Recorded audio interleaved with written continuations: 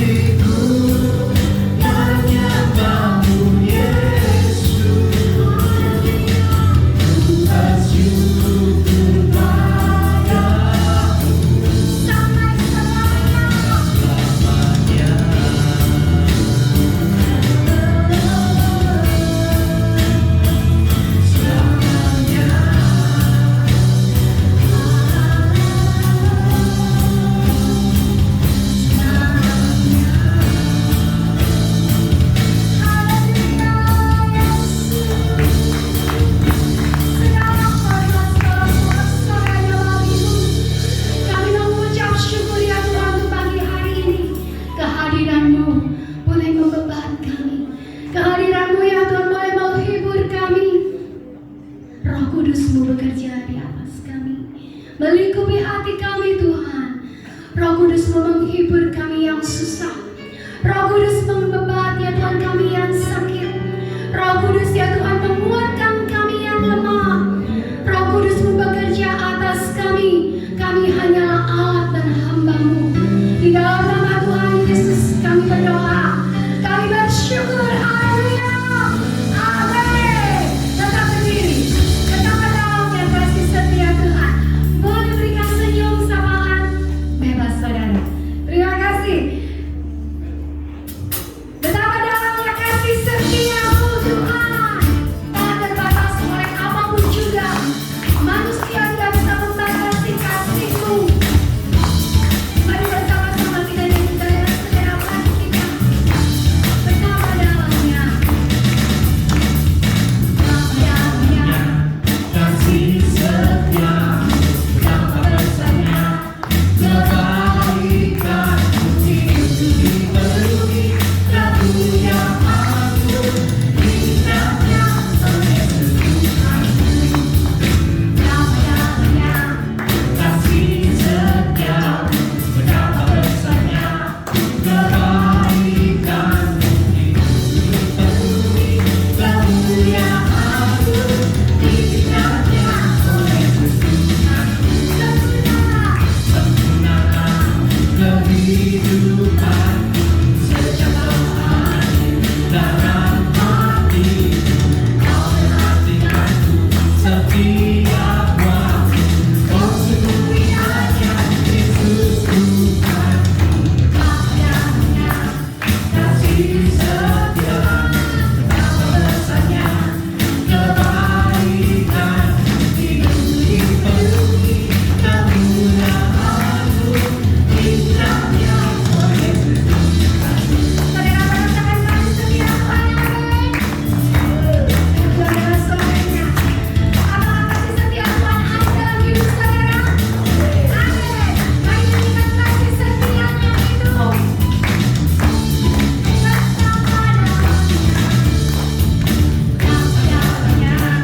Kasih setia-Mu, betapa besarnya kebaikan-Mu, hidup dipenuhi lagu yang agung, indahnya oleh Tuhan. Kasih setia-Mu, betapa besarnya kebaikan-Mu, hidup dipenuhi lagu yang agung, indahnya oleh sempurnalah kehidupan sejak rohani dalam hati, Kau perhatikanku setiap waktu. Kau sungguh indahnya, Sekali sempurna. sempurnalah kehidupan sejak rohani dalam hati, Kau perhatikanku setiap waktu. Kau sungguh indahnya Yesus Tuhan. Kasih setia, betapa besarnya kebaikan, hidup dipenuhi lagu yang agung, indahnya oleh dipenuhi lagu yang agung, indahnya oleh dipenuhi lagu yang agung, indahnya oleh Tuhan. Haleluya. Silakan kita kembali jemaat yang terkasih. Tiada kasih yang seindah kasih Yesus. Itulah alasan kita mengucap syukur setiap waktu. Kasih Yesus sungguh indah dalam hidupku.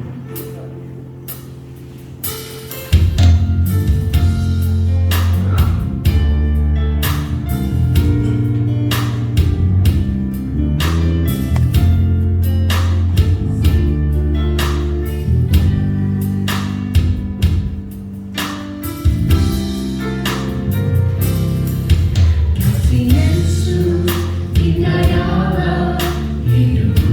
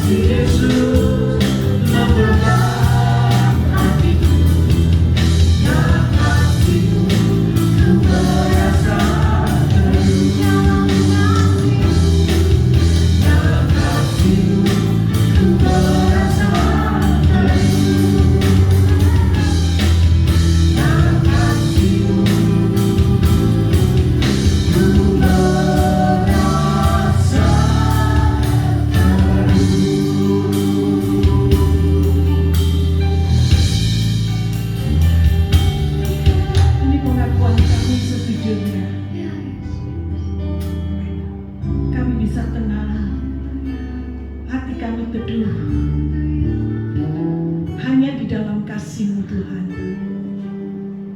Biarlah kasih-Mu membebat hati kami. Kasih-Mu mengubah kehidupan kami, sehingga kami boleh melihat dari sudut pandang yang berbeda. Kami boleh mengasihi Tuhan apapun harga yang harus kami bayar. Kami boleh mengasihi sesama kami dengan kasih seperti yang Tuhan miliki. Tolong kami Tuhan, agar kasih-Mu benar-benar nyata dan bekerja sempurna dalam hidup kami. Sebentar kami akan mendengar firman-Mu. Biarlah Tuhan berbicara kepada kami secara pribadi. Nyatakan apa yang menjadi kehendak-Mu Tuhan, supaya kami mengerti dan kami boleh melaksanakan dalam hidup kami sehari-hari. Engkau tolong anak-anak sekolah minggu juga Tuhan, supaya mereka boleh beribadah kepada Tuhan dengan hati yang penuh sukacita, dengan hati yang terbuka, supaya mereka boleh dididik, supaya mereka boleh mengerti dan belajar untuk menjadi serupa dengan Tuhan sejak masa kecil mereka. Pakai guru-guru sekolah minggu dan pakai hamba-Mu yang akan menyampaikan kebenaran firman-Mu. Biarlah Tuhan urapi lidah mulut hamba-Mu ini, supaya benar-benar firman-Mu boleh berbicara secara pribadi kepada setiap kami yang mendengarkan. Kami ingin menyerahkan waktu ini selanjutnya dalam pimpinan Roh Kudus. Buka hati kami, supaya kami boleh seperti Maria yang duduk diam di dekat kaki Yesus. Inilah doa kami, dengar doa kami, yang kami panjatkan di dalam nama Tuhan Yesus Kristus. Dan setiap kita yang percaya katakan, amin. Silakan duduk saudara. Selamat beribadah anak-anak sekolah minggu.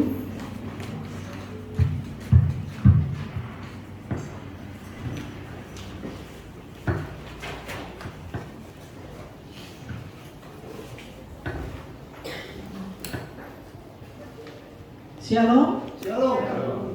Puji Tuhan Bapak Ibu Saudara sekalian.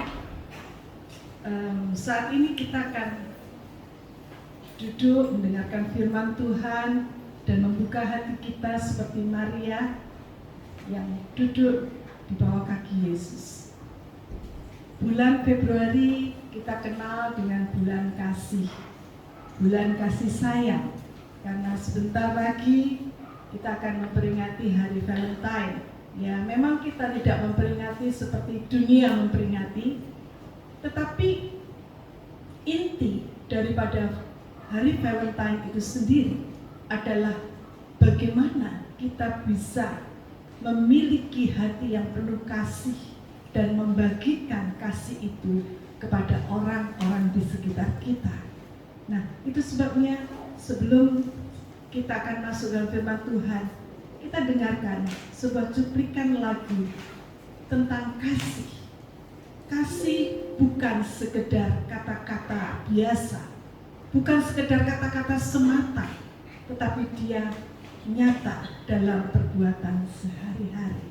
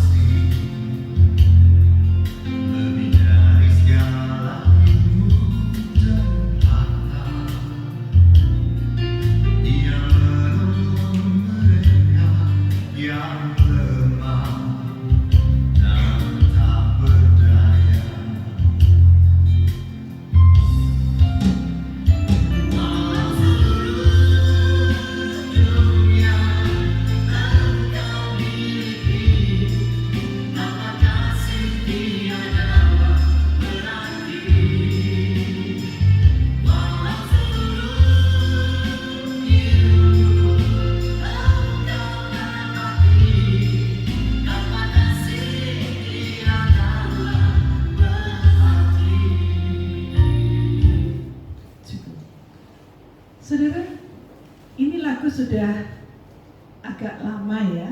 Saya mengenalnya sejak saya ya masih muda lah. Ya, sekarang saya juga masih muda nih kelihatannya. Tapi tidak muda lagi ya.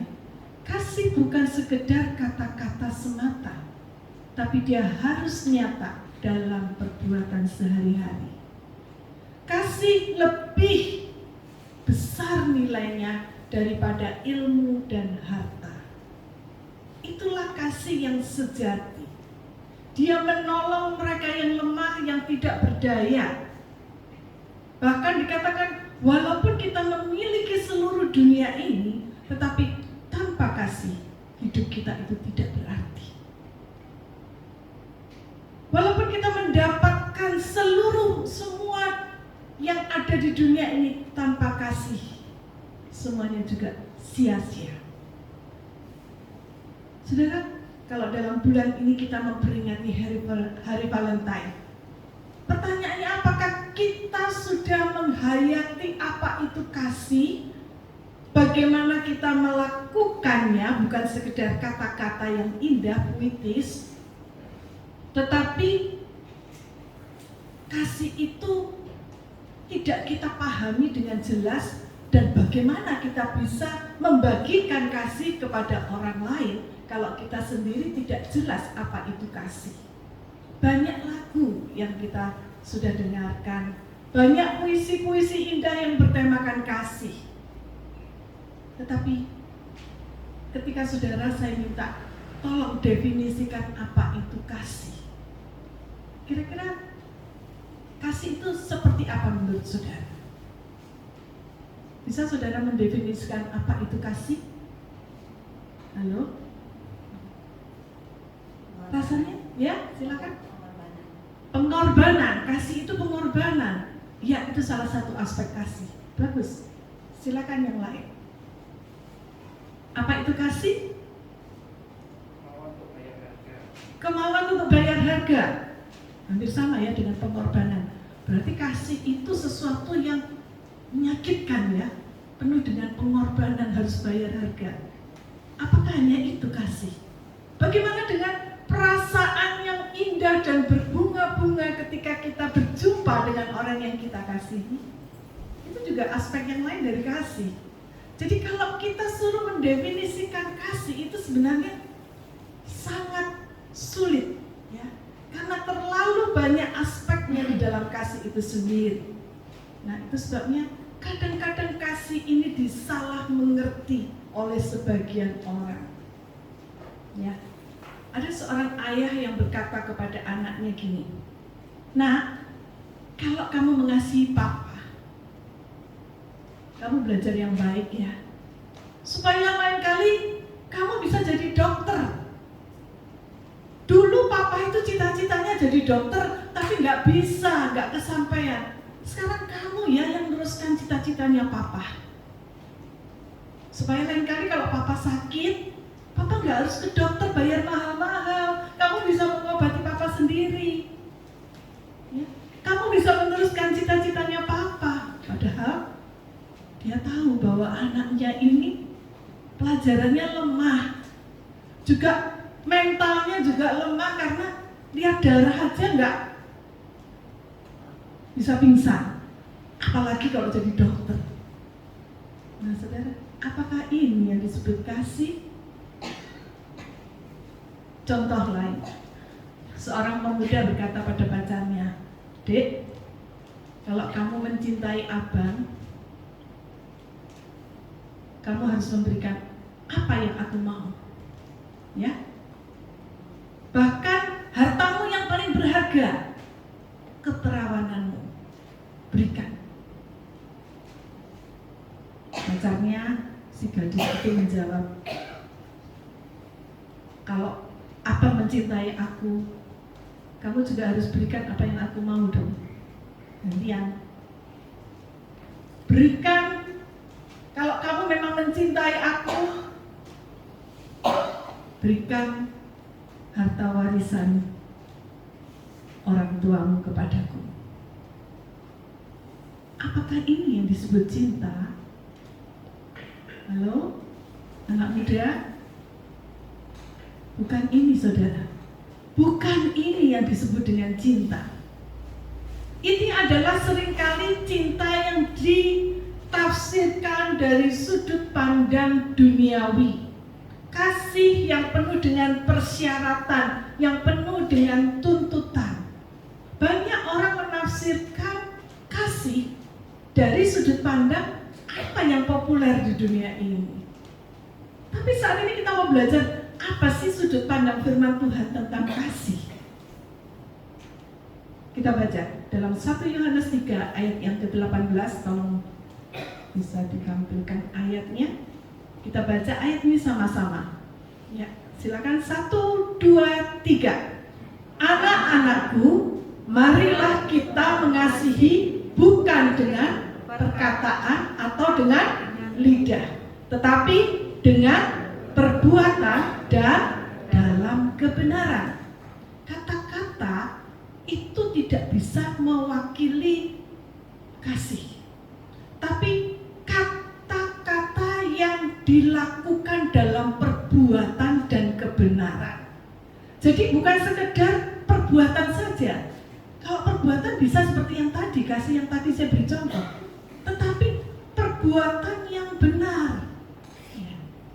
Inilah kasih, bukan cuma diucapkan, tetapi dengan perbuatan dan kebenaran dalam konotasi yang benar. Nah, 1 Korintus 13 ayat yang pertama, coba bisa ditampilkan ayatnya. 1 Korintus 13 ayat yang pertama, 2, 3 kita baca.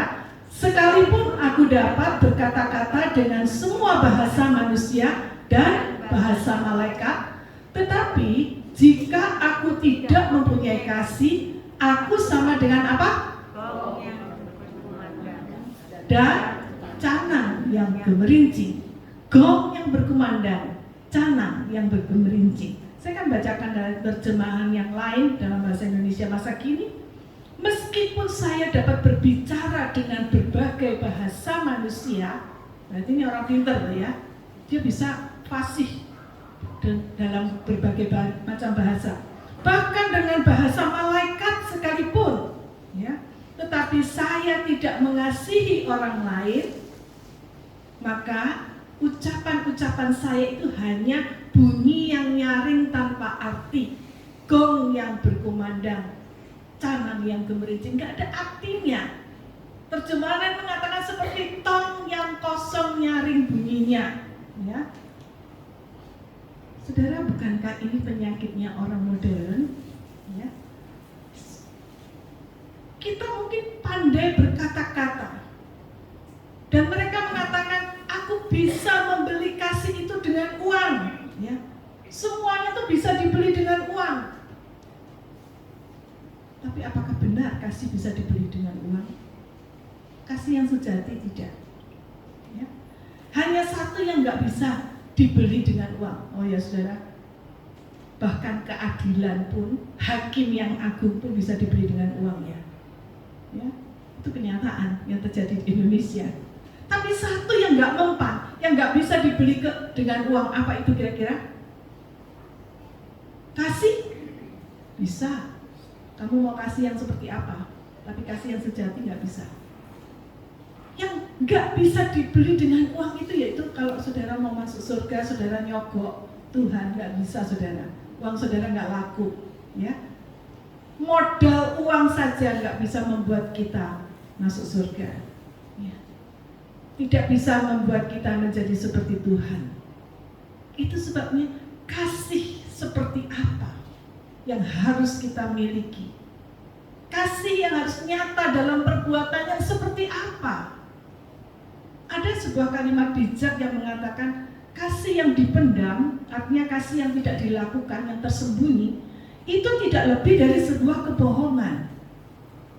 Ya, kasih yang tersembunyi, yang nggak diekspresikan, nggak diwujud nyatakan, itu seperti bohong, ya, sama dengan bohong. Ya. Jadi kasih itu harus dinyatakan dalam sebuah tindakan. Tapi pertanyaannya, tindakan yang seperti apa? Ini kita harus jelas supaya kita nggak salah ngerti. Nah, kita lihat lebih dahulu arti kata kasih. kata love dalam bahasa Inggris, ya. Kalau bahasa Inggris terjemahannya hanya satu, love. Tapi kalau dalam bahasa Yunani ada paling tidak ada 4 kata yang mewakili kata kasih. Apa saja itu? Tolong bisa ditampilkan. Nah, ini dia. Ada 4 jenis kata kasih dalam Alkitab dalam bahasa Yunani. Yang pertama apa dia? Eros. Eros itu artinya kasih di antara laki-laki dan perempuan. Kasih penuh birahi gairah antara pria dan wanita. Yang kedua kasih apa? Storge. Storge itu adalah kasih antara ya orang tua terhadap anaknya, ya. Kasih ya orang tua terhadap anaknya. Nah, kemudian ada kasih yang jenis yang ketiga, yaitu kasih filia. Kasih filia ini adalah kasih persaudaraan. Dan yang keempat adalah kasih agape. Nah, kasih agape inilah jenis kasih yang khusus dan jenis yang tertinggi. Karena kasih ini dimiliki oleh Allah. Dan kasih ini juga bisa kita miliki sebagai anak-anak Allah. Karena kasih ini diberikan melalui Roh Kudus yang ada dalam hidup kita. Coba kita baca ayatnya dalam Roma 5 ayat yang kelima. Roma 5 ayat 5 mengatakan 2, 3. Dan pengharapan tidak mengecewakan karena kasih Allah telah dicurahkan di dalam hati kita oleh Roh Kudus yang telah dikaruniakan kepada kita. Jadi Roh Kudus yang mengaruniakan kasih. Kasih apa itu? Kasih agape. Ya. Kasih yang lain juga termasuk di dalamnya, tapi yang terutama itu adalah kasih agape. Jadi kalau saudara sudah menjadi anak Tuhan, sebenarnya kasih agape itu benihnya sudah kita miliki. Tetapi pertanyaannya, apakah kita sudah praktekkan belum? Nah, itu masalahnya. Kalau kita nggak praktekkan, itu sama aja dengan bohong, ya, sia-sia, ya. Coba satu ayat lagi dalam 1 Yohanes 4 ayat 7 dan ke-8. 1 Yohanes 4 ayat 7 dan 8. Yuk kita baca ayat ini sama-sama. 2, 3. Saudara-saudaraku yang kekasih, marilah kita saling mengasihi, ya. Ini kasih, saling mengasihi ini dalam konotasi kasih agape, ya. Sebab kasih itu berasal dari Allah, dan setiap orang yang mengasihi lahir dari Allah dan mengenal Allah, karena asalnya dari Allah, ya. Ayat 8. Barang siapa tidak mengasihi, ia tidak mengenal Allah, sebab Allah adalah kasih. Jadi kalau kita mengaku kita ini anak Allah, maka kita harus mengasihi seperti Allah mengasihi kita. Ini hukumnya. Kalau kita nggak mengasihi, berarti kita ini bohong kalau mengatakan kita ini anak Allah. Sebenarnya kita tuh nggak kenal Allah, karena Allah itu adalah kasih. Allah adalah kasih. Bukan salah satu sifat Allah adalah kasih, tetapi Allah itu sendiri adalah kasih. Apa buktinya? Apa buktinya? Dia mau turun ke dunia. Dia mau mati bagi saudara dan saya, yang pada saat itu kita masih berdosa, ya. Roma 5 ayat 8, ya. Coba kita baca ayat ini sama-sama. Roma 5 ayat 8. 2, 3. Akan tetapi Allah menunjukkan kasih-Nya kepada kita oleh karena Kristus telah mati untuk kita ketika kita masih berdosa. Saudara, bukan ketika kita sudah jadi anak Tuhan, bukan ketika kita sudah disucikan, tetapi ketika kita masih berdosa, Kristus mati untuk kita. Ada nggak orang yang mau mati untuk orang berdosa? Orang yang nggak dia kenal, orang yang menyakiti hatinya, nggak ada, saudara. Tapi Tuhan, walaupun dia sudah ditolak, walaupun dia sudah disalibkan, dia mau mati untuk orang-orang itu, asal mereka mau terima dia. Itu saudara. Jadi kalau kita melihat kasih agape itu sebenarnya adalah miliknya Allah. Tetapi bisa kita dapatkan kalau kita mau menjadi anak Tuhan yang mau melakukan firman Tuhan. Dan kasih itu juga bisa menjadi hilang, menjadi dingin. Ya. Kapan itu terjadi? Yuk kita baca Matius 24 ayat 12. Matius 24 ayat 12. Yuk kita baca sama-sama. 2, 3. Dan karena bertambahnya kedurhakaan, maka kasih kebanyakan orang akan menjadi dingin. Kasih kebanyakan orang akan menjadi dingin kapan? Kapan? Ketika makin bertambah kedurhakaan. Kedurhakaan itu adalah kejahatan, dosa. Ketika dosa makin merajalela, maka saat itulah kasih kebanyakan orang akan menjadi dingin. Nah, dalam terjemahan yang lain dikatakan akan luntur. Nah, saudara, saya punya peristiwa yang kurang menyenangkan dalam minggu ini tentang kelunturan. Ya. Beberapa hari yang lalu, ketika saya mencuci pakaian dengan mesin cuci, saya nggak sadar saya memasukkan satu pakaian baru yang masih baru, batik. Ya. Saya masukkan sama-sama dengan pakaian yang lain. Saya lupa kalau itu baru ya. Saya nggak nyadar. Ketika selesai, saya buka, saya keluarkan, ternyata saudara, baju-baju semua yang berwarna putih berubah menjadi pink, termasuk pakaian kaos-kaos dan celana dalam suami saya semua pink. Saya kaget, loh kok bisa? Dari mana ini? Kok tiba-tiba ada warna-warna pink di sini? Setelah saya lihat ternyata, ada satu baju ini yang menjadi penyebabnya. Dia luntur dan itu menyebabkan yang baju-baju warna putih semua luntur semua jadi warna pink. Saudara, kasih juga bisa jadi luntur atau berubah warna. Yang dulunya putih, bersih, tulus, bisa berubah menjadi pink. Ya, ada tambahan-tambahan lainnya, motivasi-motivasi yang berbeda. Nah, saudara, dosa, kejahatan, kedurhakaan bisa membuat kasih itu menjadi dingin, bisa membuat kasih kita tuh luntur. Orang-orang Kristen yang tidak menjaga hidupnya, tidak menjaga kesuciannya, kasihnya bisa hilang atau luntur. Berapa banyak orang-orang Kristen yang kemudian murtad, pindah menyeberang ke agama lain, yang dulunya dia begitu mengasihi Yesus, yang begitu berapi-api melayani Tuhan. Bahkan ada seorang pendeta katanya, kemudian menyeberang karena kasihnya mulai luntur, kasihnya menjadi dingin. Dia pindah keyakinan, dan apa setelahnya? Dia jelek-jelekan agama lamanya. Dia jelek-jelekan Tuhan Yesus yang dulu pernah dia kasihi, yang dulu dia pernah layani. Dia jelek-jelekan orang Kristen, dia jelek-jelekan gereja, dia jelek-jelekan Alkitab. Kenapa?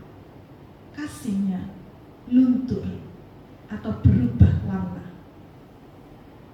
Nah, ini saudara, makanya kita harus hati-hati menjaga kesucian hidup kita.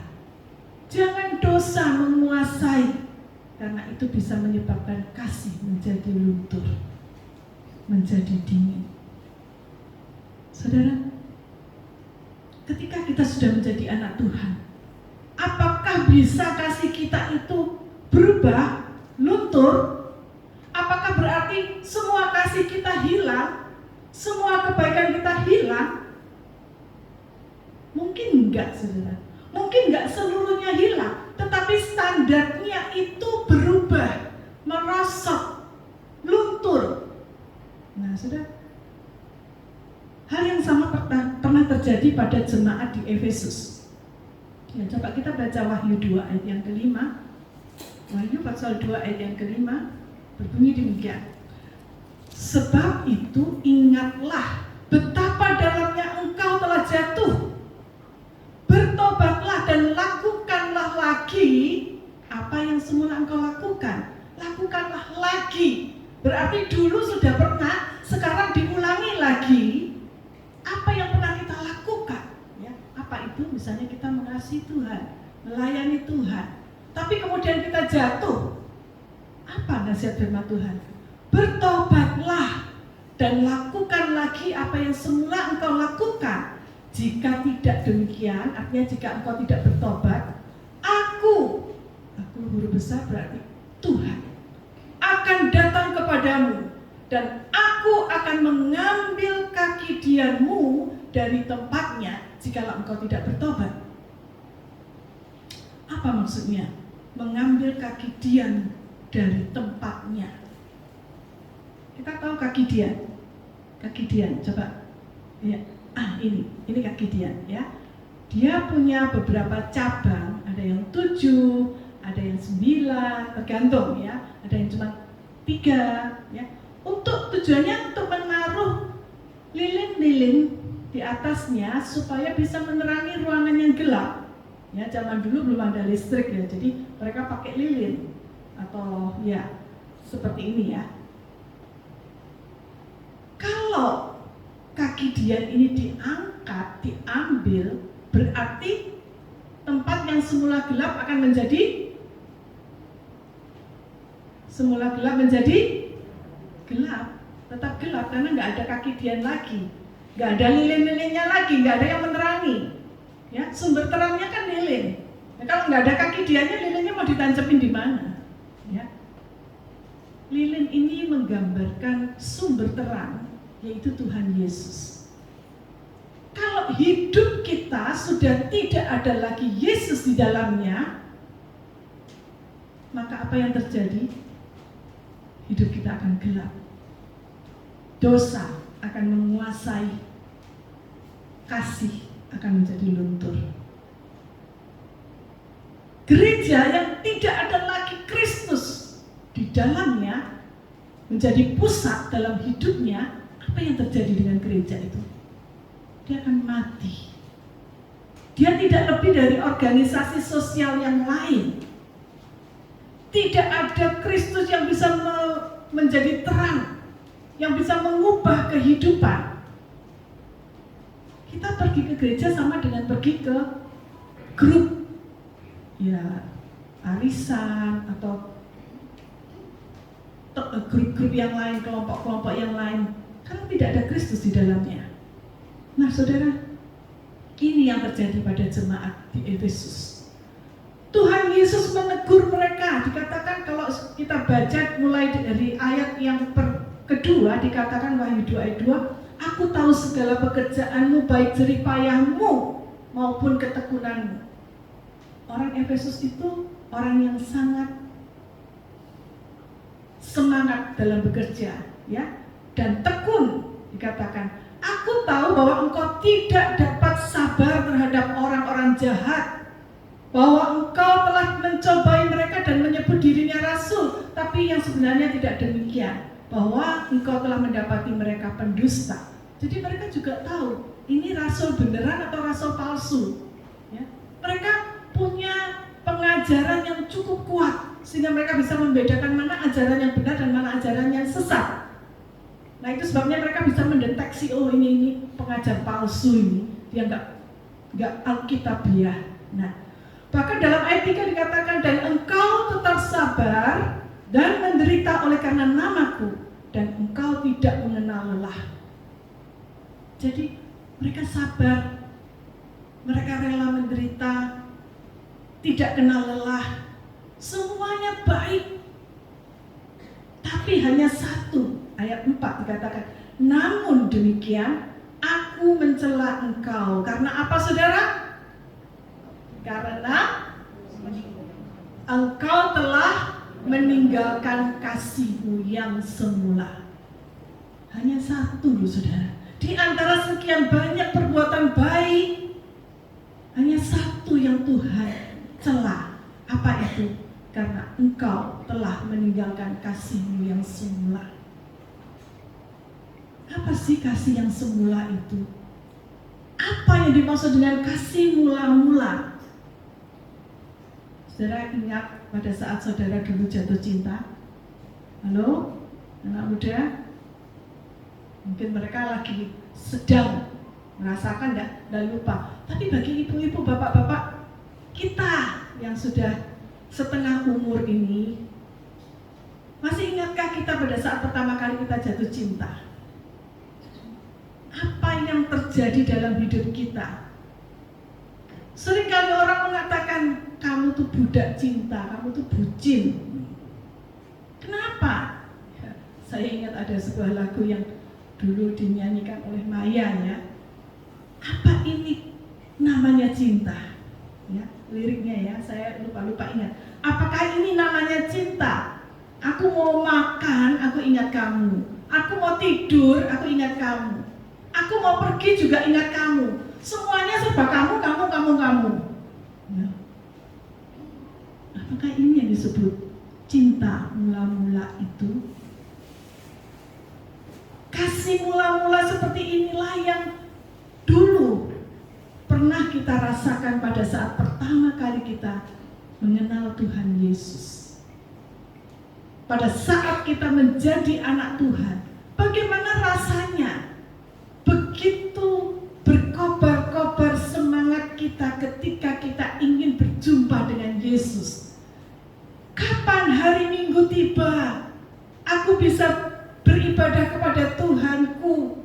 Aku bisa datang ke gereja dan beribadah bersama-sama dengan saudara-saudara yang lain. Itu adalah suatu hal yang sangat menggembirakan, yang memompa semangat kita. Kapan itu tiba? Saya kenal seorang oma ya, yang selalu berharap kapan ya hari Minggu, sebelumnya sudah disiapkan bajunya lebih dulu. Nanti kalau hari Minggu saya mau pakai baju ini, nanti disetelkan dengan sepatunya yang ini, semuanya sudah disiapkan dulu. Karena begitu cintanya dia ingin ketemu sama Tuhan Yesus. Itulah saat pertama kali kita jatuh cinta. Kasih mula-mula. Bahkan kita ketika melayani Tuhan, kita nggak kenal namanya panas, hujan. Pokoknya saya tetap harus melayani Tuhan. Apapun yang terjadi, ngepel gereja selalu manise. Gak dapat upah selalu manise. Itu dulu. Pada saat kita baru pertama kali jatuh cinta sama Tuhan Yesus. Lalu bagaimana sekarang? Ini pertanyaannya. Sekarang gimana saudara? Apakah kasih kita masih seperti yang dulu? Apakah kadarnya masih tetap seperti yang dulu? Ya, kadang-kadang mungkin sudah melorot ya. Mungkin kalau dulu skalanya 100 itu full. Sekarang sudah mulai melorot menjadi 80, 70, 60, 50, 40 atau berapa? Coba, hanya saudara yang bisa memeriksa kadar kasih kita kepada Tuhan. Berapa persen? Ya. Kalau tankinya tuh dulu full tank, sekarang tinggal berapa? Jangan-jangan tinggal 1 strip, saudara. Hati-hati mogok ya. Kalau kita lanjutkan, kita bisa mogok. Ya. Nah, kalau seperti itu yang terjadi, kita segera sadar dan bertobat. Karena kita tidak tahu apa yang akan terjadi dalam hidup kita esok. Ketika kasih kita kepada Tuhan tidak lagi seperti yang mula-mula, hal itu menyedihkan hati Tuhan yang sudah mengasihi kita tanpa syarat, yang sudah menyerahkan hidupnya bagi kita. Saudara, kalau saudara punya HP, baterai saudara sudah melorot, apa yang akan saudara lakukan? Cepat-cepat dicas ya, cepat-cepat dicas supaya nggak sampai nol. Kalau nol bahaya ya, untuk menghidupkan kembali lama ya, dan kadang-kadang macet-macet sulit ya. Demikian juga dengan baterai rohani kita. Pernahkah saudara perhatikan baterai rohani saudara? Jangan sampai kita biarkan baterai kita itu melorot sampai titik nol. Karena kalau sudah sampai nol, kasih itu sudah dingin, maka sulit dipanaskan kembali. Butuh waktu yang panjang, usaha yang keras. Kalau sudah sampai pada titik nol, itu beku saudara. Sudah dingin, sudah tawar, tidak ada rasanya lagi. Dan itu sangat-sangat menyulitkan. Saudara, ada banyak alasannya yang bisa kita lakukan. Mungkin kalau dulu hujan panas kita nggak peduli, kita jalan. Sekarang baru mendung aja sudah bisa jadi alasan. Waduh mendung Bu Kris, saya nggak bisa datang, minta maaf ya. Banyak saudara alasan. Anak sakit bisa jadi alasan, sakit kepala bisa jadi alasan, batuk pilek bisa jadi alasan, anjing beranak pun bisa jadi alasan. Segala macam bisa kita buat sebagai alasan untuk saya nggak datang dulu, nggak apa-apa ya kali ini. Saya absen dulu melayani Tuhan, nggak apa-apa ya. Masih banyak waktu yang lain. Iya kalau masih ada waktu. Kalau enggak, nah kita nggak tahu di dunia kita. Gempa di Turki kemarin, saudara, bangunan yang tinggi menjulang, yang besar, yang kuat, tiba-tiba roboh seperti kerupuk, ya, berat gitu ya. Berapa ratus orang yang ada di dalamnya dan terkubur hidup-hidup. Kita nggak tahu. Sewaktu-waktu Tuhan bisa panggil kita pulang dalam situasi apapun. Nggak perlu sakit, nggak perlu tua. Saudara, itu sebabnya selama masih ada kesempatan, gunakan. Apa yang akan terjadi pada orang yang sudah meninggalkan kasih yang mula-mula? Ya, dikatakan dalam Wahyu 2 ayat 5 tadi dikatakan sadarlah dan bertobatlah, kembalilah pada kasih yang mula-mula.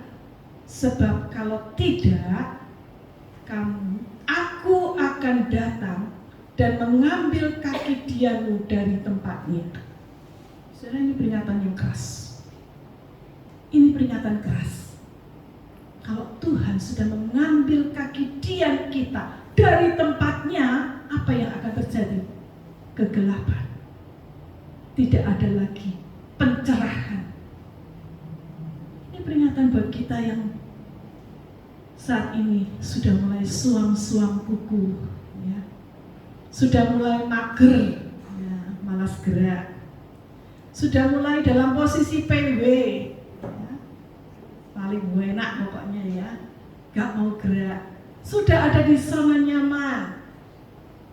Ya aku gini aja, gak apa-apa, jadi orang Kristen tuh jangan aktif-aktif lah. Nanti dikira kamu tuh sombong, nanti dikira kamu tuh sok alim.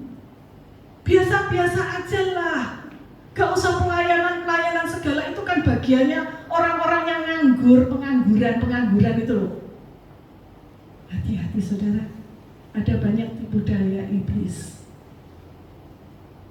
Mari kita saling mengingatkan, mari kita saling membangunkan. Kalau ada yang saat ini mereka sedang PW, sedang mager, sedang dalam zona nyaman, mereka mulai meninggalkan Tuhan, mulai mengurangi intensitas kasihnya kepada Tuhan. Hati-hati, sadarlah dan bertobatlah. Bertobatlah ini di sini bukan artinya ditujukan kepada orang yang baru kenal Tuhan supaya dia mengenal Tuhan dan bertobat, bukan. Supaya dia menjadi orang percaya, bukan. Tetapi kata ini ditujukan kepada jemaat. Berarti dia orang yang percaya, ya. Orang yang sudah percaya tetapi kemudian mereka melenceng pada jalan yang benar. Jadi nasihat ini ditujukan kepada saudara dan saya juga. Sadarlah dan bertobatlah. Bertobat dari apa? Dari dosa. Ya. Arti kata dosa itu adalah melenceng dari jalan yang seharusnya. Ya, seperti kalau gambarannya ini sasaran tembak ya, sasaran panah, anak panah ya. Ada lingkaran-lingkaran, lingkaran besar, lingkaran kecil, semakin kecil sampai pada titik. Nah, kalau sasarannya itu adalah yang di tengah, titik yang di tengah, tapi dia melenceng, enggak ke titik yang paling tengah, tapi di sebelahnya bahkan di tempat lain, itu yang namanya dosa. Dosa itu berarti tidak tepat sasaran, ya. Jadi kata dosa dalam bahasa Yunani itu adalah hamartia, yang artinya meleset dari sasaran, ya. Kalau sasarannya itu pokoknya satu buletan gitu ya, dari yang kecil sampai yang besar. Ini sasaran, ya. Ada yang sasaran besar, sasaran kecil. Kalau sudah meleset, ya, keluar dari sasaran yang ditetapkan, itulah yang artinya kata dosa. Jadi artinya kata dosa itu meleset dari kehendak atau perintah-perintah Tuhan. Terjemahan dalam bahasa Inggris itu bagus. Terjemahan kata dosa itu adalah lawlessness. Law itu hukum, less itu tidak.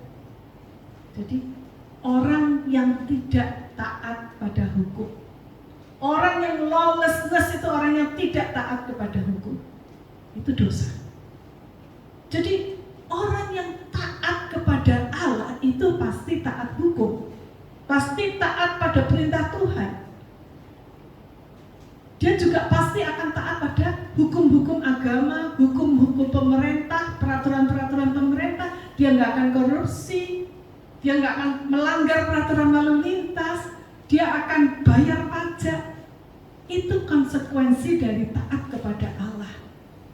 Kalau kita meleset, kalau kita tidak melakukannya, berarti kita berdosa.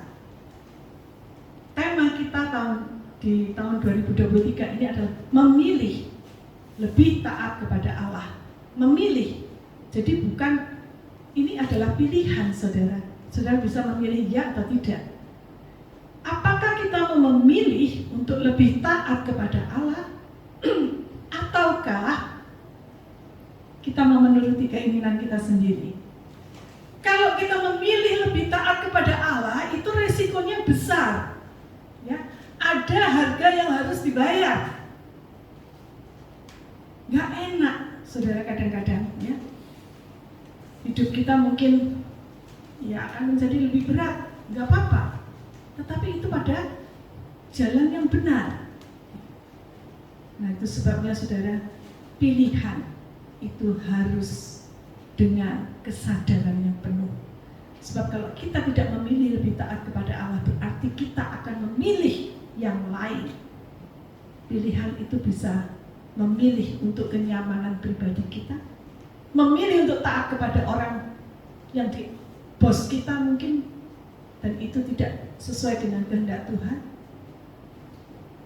Tapi memilih yang terbaik adalah memilih taat kepada Allah. Kalau selama ini kita mungkin sudah melanggar, bertobatlah saudara. Sebab kalau kita tidak bertobat, Tuhan itu akan mengambil kaki Dian itu dari tempatnya. Hidup kita akan penuh dengan kegelapan. Itu sebabnya Tuhan harus tetap menjadi sumber penerangan hidup kita. Menjadi acuan, referensi utama, pusat hidup kita. Jangan yang lain. Kalau kita menjadikan Tuhan sebagai pusat hidup kita, maka hidup kita akan dipenuhi dengan kasih. Kasih agape. Nah, sekarang pertanyaannya, lalu gimana caranya saya mewujudkan kasih agape itu kepada Tuhan? Seperti hukum yang Tuhan berikan adalah kasihilah Tuhan Allahmu dengan sepenuh hatimu, dengan sepenuh jiwamu, dengan sepenuh kekuatanmu, akal budimu. Lalu gimana caranya? Ya. Yang pertama, berikan tempat yang terbaik, spesial, prioritas yang tertinggi dalam hidup kita. Minggu lalu saya bicara tentang Maria. Maria sudah memilih bagian yang terbaik yang bisa diberikan, yaitu dia duduk di dekat kaki Yesus. Itu adalah tempat yang paling dekat dengan Yesus. Hubungan, keintiman yang paling dekat, yaitu duduk di bawah kaki Yesus. Apakah kita juga mau menjadi seperti Maria? Memberikan tempat yang terutama kepada Tuhan dalam hidup kita. Membiarkan Tuhan yang mengatur seluruh kehidupan kita. Keluarga kita, pekerjaan kita, hutang-hutang kita, bahkan apakah kita mau memberikan kepada Tuhan tempat yang terutama untuk mengatur hidup kita? Kalau kita mau memberikan yang terbaik, tempat yang paling dekat dengan Tuhan itu kepada Dia, Raja segala raja, maka saudara akan mendapatkan jawaban dari setiap persoalan hidup kita. Yang pertama, caranya kita menunjukkan kasih adalah berikan yang terbaik untuk Tuhan. Tempat yang terutama, prioritas yang tertinggi dalam hidup. Utamakan Dia lebih dari segala sesuatu. Yang kedua, melalui ketaatan kita akan perintah-perintah Tuhan. Coba kita baca Yohanes 14 ayat 15. Yohanes 14 ayat 15. Yuk baca sama-sama. 2, 3. Jikalau kamu mengasihi aku, kamu akan menuruti segala perintahku. Kalau kamu mengasihi aku, Tuhan, kamu harus menuruti segala perintah-perintahku. Kalau kamu tidak nurut, tandanya kamu tidak mengasihi Tuhan. Yohanes 15 ayat 10. 2, 3. Jikalau kamu menurut perintahku, kamu akan tinggal di dalam kasihku, seperti aku menurut perintah Bapakku dan tinggal di dalam kasihnya. Jadi kalau kita menuruti perintah Tuhan, tadi kan katanya kalau mengasihi harus menuruti perintah. Kalau kita sudah menuruti perintah Tuhan, berarti kita itu tinggal di dalam kasihnya Tuhan. Ya. Seperti Tuhan sudah tinggal di dalam kasih Bapaknya. Jadi kalau kita tinggal di dalam kasih Tuhan itu yang akan memimpin, menguasai, dan menolong kita untuk bisa mengasihi orang lain. Ya. Kasih agape itu selain kita tujukan kepada Tuhan, kita tujukan juga kepada siapa? Apakah hanya kepada Tuhan saja? Enggak. Kita bisa ngomong saya mengasihi Tuhan, tetapi kalau saudara tidak bisa mengasihi sesama, itu sama aja dengan bohong. Mengasihi yang kelihatan aja nggak bisa, kok apalagi mengasihi yang nggak kelihatan. Mengasihi Tuhan itu nggak kelihatan loh saudara. Lebih sulit mengasihi yang nggak kelihatan daripada yang kelihatan. Yang ketok moto, yang sehari-hari ketemu aja nggak bisa mengasihi kok. Gimana kita mengatakan aku mengasihi Tuhan dengan segenap hatiku, dengan segenap jiwaku, dengan segenap pikiranku? Nggak mungkin. Sama aja dengan kita mengatakan yang bohong. Itu sebabnya kasih agape itu juga harus kita tujukan kepada sesama.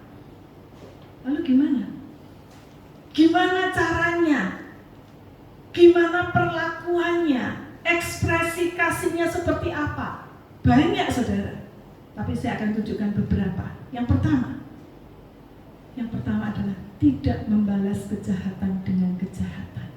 Nah, Roma 12 ayat 17 mengatakan jangan membalas kejahatan dengan kejahatan. Lakukan apa yang baik bagi semua orang. Ya. Kalau orang dunia punya prinsip begini, pembalasan itu lebih kejam dari perbuatan. Amin. Amin. Pembalasan harus lebih kejam. Kok enak kamu sudah menyakiti aku, kamu sudah mengkhianati aku, kok sekarang aku mau mengampuni kamu, kok enak. Hati saudara, ini prinsip duniawi. Tapi firman Tuhan tidak mengatakan demikian. Apa yang diajarkan oleh firman Tuhan ketika orang menyakiti kita, ketika orang berbuat jahat terhadap kita, apa kata firman Tuhan? Nah ini, tunjukkan ayatnya. Berikutnya silakan ditampilkan. Nah ini, apa ini saudara? Kalau kamu ditampar pipi kananmu, berikan pipi kirimu. Oh berarti setelah ini saya coba tampar ya. Coba saudara tampar yang di sebelahnya saudara. Jangan ya. Kalau saudara menampar pipi kanan, mestinya pakai tangan apa? Kita selalu pakai tangan kanan Pak ya. Kalau nampar pipi kanan, coba praktekkan pelan-pelan ya, tapi namparnya ya. Sama saudara yang di sebelah. Saudara nampar pipi kanan Pak ya. Ayo coba dipraktekkan pelan-pelan ya. Jangan nyentuh tadi ya. Pakai yang mana? Pakai tangan ini atau pakai punggung tangan atau gimana? Kalau nampar pipi kanan yang di depan saudara, terus pakai punggung ya, nggak bisa pakai tangan kanan nampar pipi kanan, nggak bisa ya. Jadi harus pakai punggung. Kalau saudara ya seperti backhand begitu ya. Kalau smashan, kalau saudara yang senang ini olahraga badminton atau pingpong backhand ya, pakai punggung tangan. Nah saudara, tafsiran nih, menurut hukum Rabi Yahudi, kalau orang menampar dengan punggung tangan itu artinya dia menghina. Penghinaannya itu 2 kali lipat ketimbang kalau dia menampar dengan telapak tangan. Ya, kalau nampar pakai telapak itu masih bagus, karena telapak ini kan lunak ya. Tapi kalau dengan punggung, wah ini keras ini. Ini artinya penghinaan 2 kali lipat, saudara. Apakah ini bisa kita artikan secara harfiah, secara letter lock? Ya, jadi berarti kalau ada orang nampar pipi kananmu, berikan juga pipi kirimu, sodorkan. Enggak saudara, bukan itu maksudnya. Ya itu sebabnya kalau saudara mau lebih dalam belajar, ada ayat-ayat yang sulit untuk dimengerti. Sudah datang hari Jumat pada ibadah Dotafis, pada saat pemahaman Alkitab, saya akan coba berikan itu beberapa ayat-ayat sulit yang sulit dimengerti. Karena ini tidak semuanya bisa diartikan secara harfiah, tapi harus dengan pemahaman konteks dan sebagainya. Silakan datang ya jam 5 sore. Nah, Yesus ingin mengajarkan bahwa kalau orang berbuat jahat sama kita, jangan dibalas dengan kejahatan. Jangan kalau sudah ditampar kamu balas nampar, kalau perlu dengan ditendang. Nah, itu hukum duniawi. Pembalasan lebih kejam dari perbuatan. Tapi ketika kita menghadapi tamparan atau hinaan, itu kita harus diam. Gak perlu ditanggapi. Saudara mungkin gak pernah ditampar ya. Saya juga gak pernah ditampar. Tapi kalau dihina pernah gak? Sering. Saudara, Tuhan Yesus sendiri pernah dihina gak? Pernah dihina Tuhan Yesus? Pernah. Kalau saudara baca Alkitab, dia pernah dikatakan seperti orang yang rakus, orang pemabuk, sahabat pemungut cukai, sahabat pelacur. Kenapa? Itulah tuduhan-tuduhan fitnahan yang diberikan kepada Tuhan Yesus. Apakah Tuhan Yesus marah? Enggak, saudara. Orang-orang Kristen zaman purba, zaman dahulu, gereja mula-mula juga sering dihina. Ya, ketika mereka berjaman kudus, ya pakai roti dan anggur.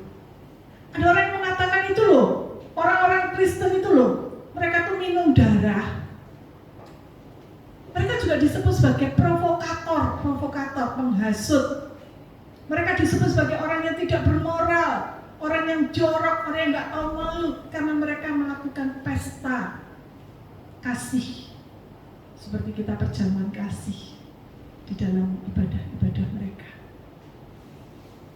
Saudara pernah dihina seperti itu oleh tetangga saudara, oleh orang-orang di seberang sana? Orang Kristen dikatakan sebagai apa, saudara? Wah, banyak sekali ya. Kalau saudara terprovokasi dengan hujatan atau fitnahan mereka, berarti kita belum menerapkan hukum kasih ini. Kalau saudara ditampar pipi kanan, saudara berikan yang pipi kiri sekalian, gak apa-apa. Kalau saudara dihina, saudara diprovokasi, gak perlu ditanggapi.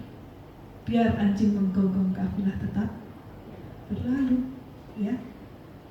Saudara gak akan mati kalau saudara dihina. Jangan balas kejahatan dengan kejahatan. Roma 13 ayat 10. Kasih tidak berbuat jahat terhadap sesama manusia. Walaupun kita dijahati, walaupun kita dimusuhi, tetapi hukum kasih orang Kristen, jangan membalas. Kalau dari agama seberang mungkin mereka mengatakan, loh, kalau dihina ya balas, darahnya halal itu. Kalau kita enggak, saudara. Itu sebabnya hukum kasih kita itu berat. Ya, jadi orang Kristen itu berat. Ya, hukumnya sangat berat. Standarnya Tuhan itu jauh lebih tinggi dari standarnya dunia. Tapi bisakah kita mempraktekkan tidak membalas kejahatan dengan kejahatan kepada orang yang berbuat jahat terhadap kita? Itu salah satu bentuk kasih agape terhadap sesama kita. Yang pertama, itu baru pertama, saudara. Yang kedua, bentuknya ekspresi kasih itu adalah suka menolong orang lain. Nah, suka menolong orang lain. Ya, ini gambarnya saya pilih sebuah gambar seorang pria yang memberikan botol air minumnya kepada seorang pria lain, pria tua yang tidak punya rumah, yang tidak punya makanan dan minuman, yang kehausan, mungkin yang sakit, terlantar, kepada dia. Saudara suka menolong.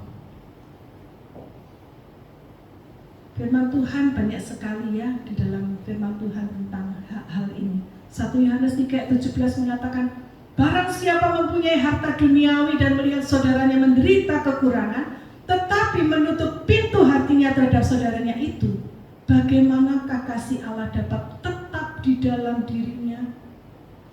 Dia melihat saudaranya menderita, saudaranya kekurangan, tapi dia diam saja, tidak melakukan apa-apa. Dia enggak mengusir loh ya saudara, dia enggak mengusir, tapi dia diam, dia pergi, dia lewat begitu saja. Dia menutup pintu hatinya, berarti dia tidak memiliki kasih Allah di dalam dirinya. Banyak orang suka menunda-nunda menolong orang lain dengan alasan, saya sendiri kebutuhan saya masih banyak. Kita sendiri tuh loh hidupnya belum kecukupan, gimana kita harus menolong orang lain, saudara? Firman Tuhan dalam Amsal 3 ayat 27 mengatakan, janganlah menahan kebaikan daripada orang-orang yang berhak menerimanya, padahal engkau mampu melakukannya. Kalau kita punya kemampuan dan kita tidak melakukan apa-apa, atau kita menunda kebaikan pada orang yang berhak menerima, orang yang benar-benar membutuhkan, berarti kasih Tuhan tidak ada dalam hidup kita. Coba kita periksa. Dan yang ketiga adalah mengasihi dengan pengorbanan. Nah, ini yang sulit.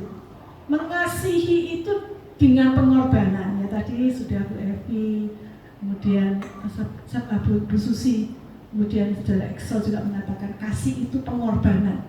Ya, itu salah satu sisi kasih. Ya. Mengasihi dengan pengorbanan ini bukannya tidak mungkin. Ini mungkin, tapi sulit.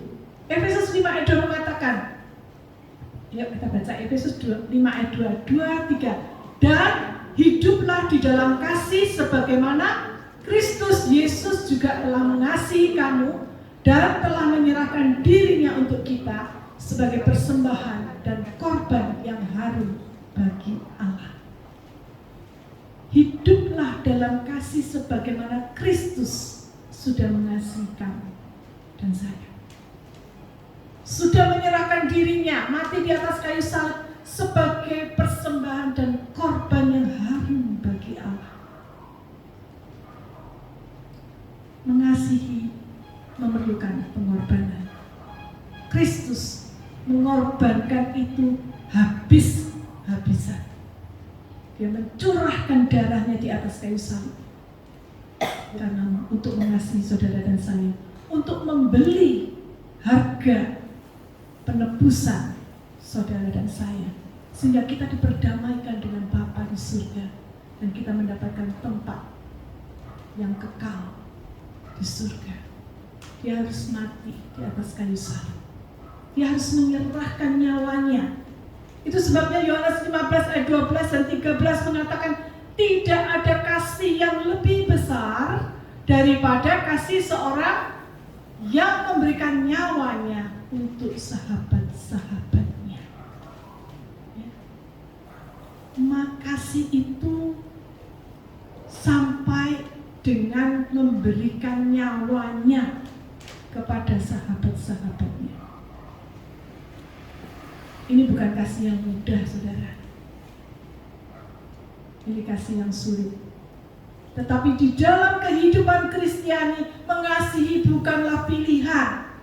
Sekali lagi saya katakan, di dalam kehidupan Kristiani, mengasihi bukan sebuah pilihan, tetapi sebuah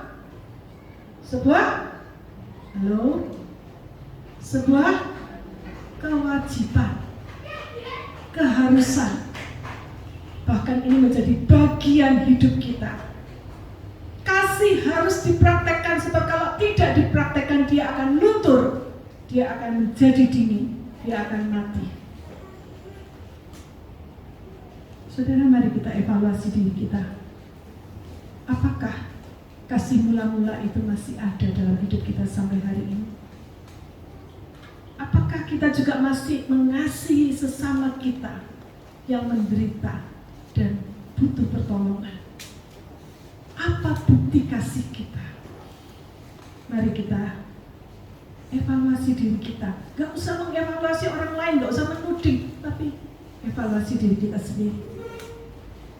Orang percaya yang tidak mempraktekkan kasih digambarkan seperti apa, saudara? Tong kosong nyaring bunyinya. Jadi jangan jadi orang Kristen seperti ini ya. Tong kosong nyaring bunyinya. Pandai ngomong tapi nggak ada praktek. Ya, mari kita praktekkan kasih. Kasih kepada Tuhan, kasih kepada sesama. Amin. Saya ingin menyanyikan sebuah lagu yang tadi kita dengarkan bersama. Kasih tak sekedar kata-kata semata, tapi dia nyata dalam perbuatan sehari-hari. Kasih lebih dari segala ilmu dan harta.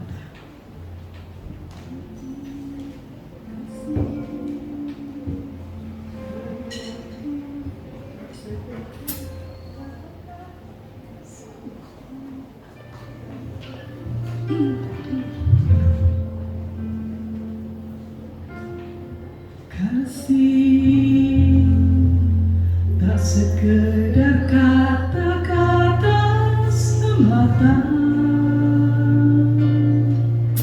ia nyata dalam perbuatan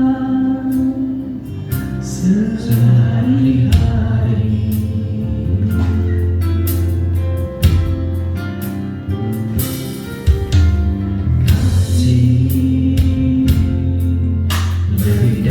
Segala ilmu dan harta, ia menolong mereka yang lemah dan tak berdaya.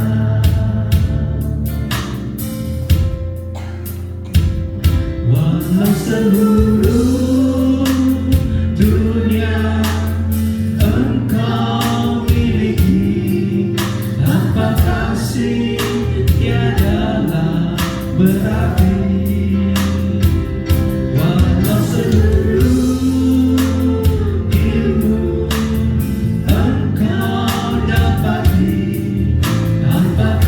kasih tiadalah berarti. Kasih bagaikan pelita,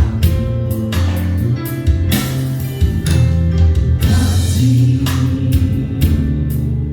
bagaikan pelita di malam hari, menunjukkan jalan bagi mereka yang tersesat. Kasih bagaikan matahari yang berjernih, menyegapkan mereka yang benar. walau seluruh dunia kita miliki, Walau seluruh dunia engkau miliki, tanpa kasih tiadalah berarti.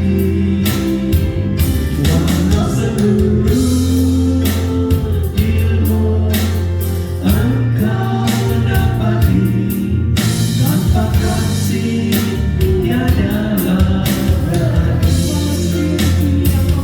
Walau seluruh dunia engkau miliki, tanpa kasih tiadalah berarti.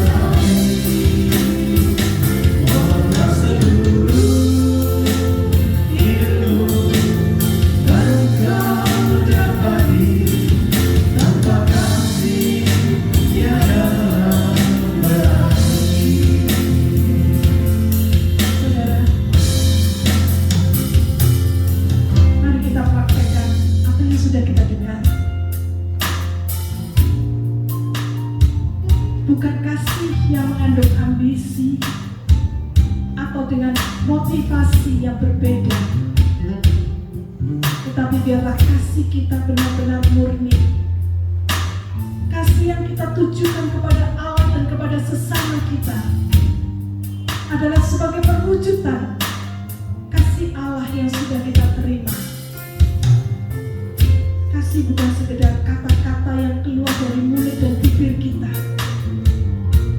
tapi kasih yang nyata dalam perbuatan sehari-hari.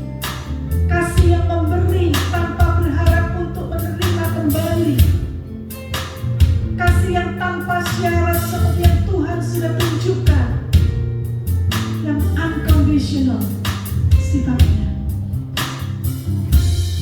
Mari kita katakan lagi, kasih bukan sekedar kata,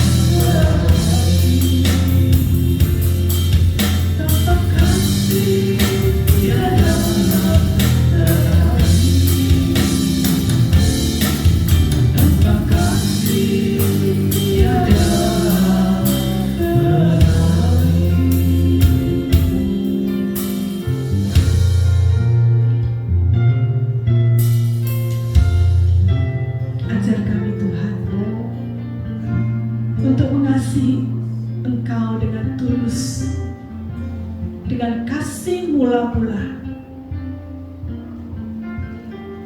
Ajar kami Tuhan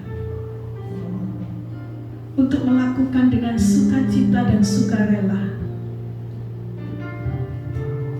bukan terpaksa, bukan dengan mengomel, bukan dengan berat hati.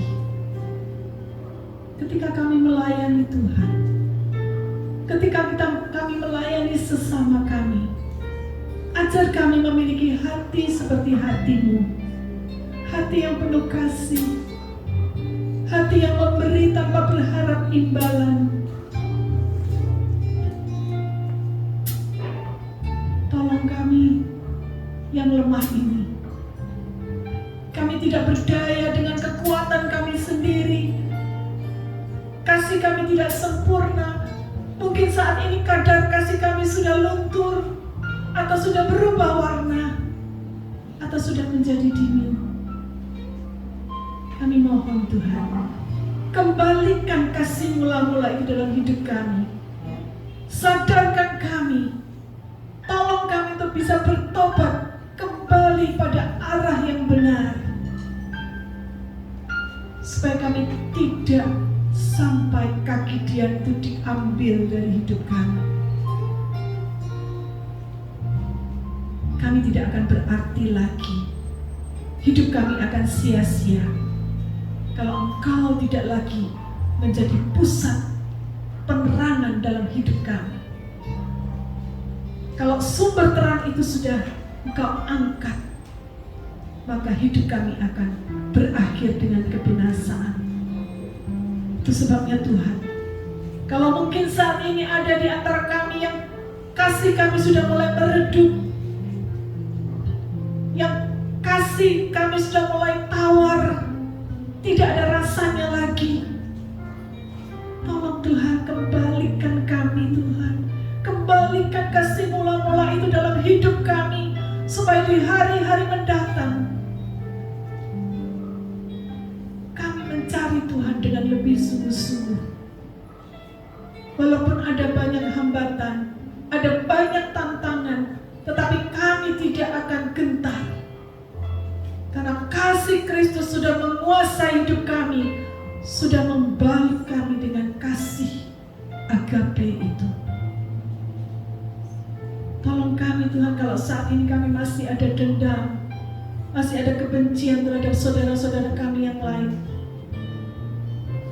kembalikan kami, murnikan kami kembali, supaya kasih kami itu benar-benar boleh kami wujud nyatakan dalam tindakan sehari-hari.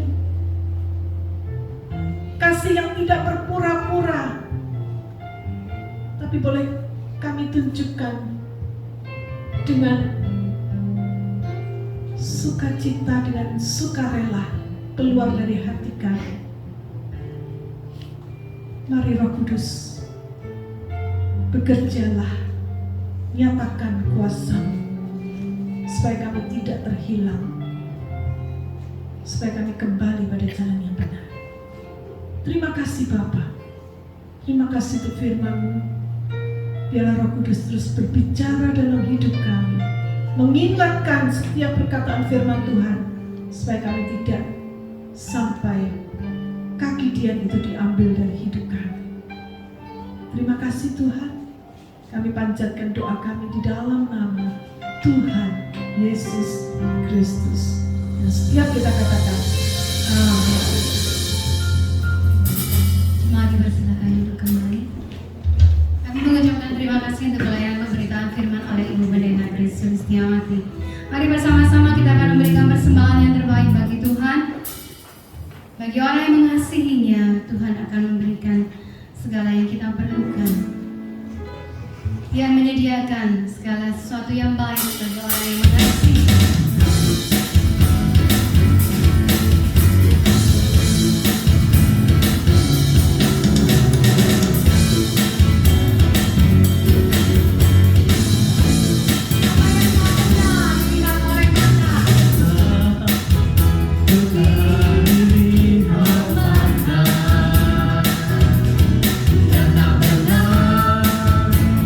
Benar, benar,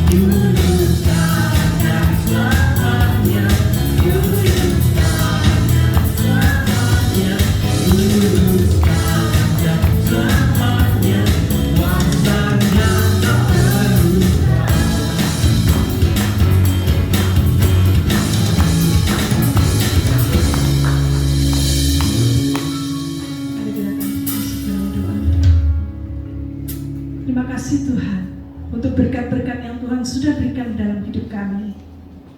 Dan terima kasih kalau kami boleh memberikan sebagian dari berkat Tuhan untuk pekerjaan Tuhan, untuk kemuliaan nama Tuhan. Biarlah semua yang telah kami berikan Engkau sucikan dan Engkau berkati, sehingga berkat Tuhan boleh kami terima dalam hidup kami, dan kami boleh mendapatkan kekuatan yang baru untuk melangkah, untuk mengasihi Tuhan dan mengasihi sesama dengan lebih lagi. Terima kasih Tuhan. Kasih-Mu tidak pernah berkesudahan, dan kasih-Mu itulah yang membangun hati kami, membangun kami, supaya kami juga boleh mengasihi sesama kami, mengasihi Tuhan dengan lebih sungguh-sungguh. Mari saudara, kita angkat kedua tangan kita di hadapan Tuhan. Kiranya kasih dari Allah Bapa melimpahi engkau dengan kekuatan, dengan semangat yang baru. Kasih dari Tuhan kita Yesus Kristus yang sudah mati untuk saudara dan saya. Kasih yang penuh pengorbanan itu juga akan menjadi bagian dalam hidupmu. Engkau akan berbuah-buah bagi kerajaan surga. Kekuatan dari Roh Kudus, penghiburan dari Roh Kudus akan menyertai engkau kemanapun engkau pergi. Terimalah semua berkat Tuhan di dalam nama Tuhan Yesus Kristus.